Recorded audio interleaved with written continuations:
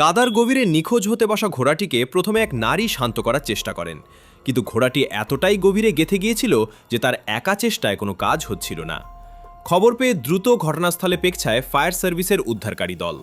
ঘোড়াটিকে টেনে তোলার জন্য আশেপাশের ঝোপঝাড় কেটে পথ তৈরি করা হয় এবং তার মাথায় দড়ি বেঁধে সবাই মিলে টানতে শুরু করেন।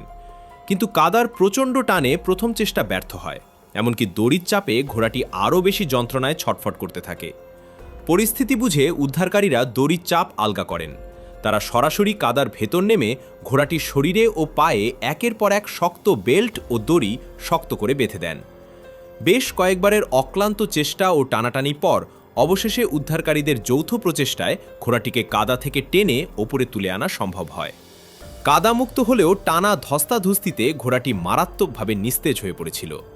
সঙ্গে সঙ্গে একজন ভেটেরিনারি সার্জন বা পশু চিকিৎসক ইনজেকশন ও স্যালাইনের মাধ্যমে তাকে প্রয়োজনীয় ওষুধ প্রদান করেন। ওষুধের প্রভাবে কিছুক্ষণের মধ্যেই অলৌকিকভাবে নতুন প্রাণ ফিরে পায় ঘোড়াটি। সে সতেজ হয়ে এক ঝটকায় নিজের পায়ে দাঁড়িয়ে পড়ে। উদ্ধারকারী দল ও মালিকের উপস্থিতিতে সুস্থ ঘোড়াটিকে নিরাপদে বাড়ি ফিরিয়ে নিয়ে যাওয়া হয়। মানবতা ও সম্মিলিত প্রচেষ্টার এক অনন্য দৃষ্টান্ত এটি।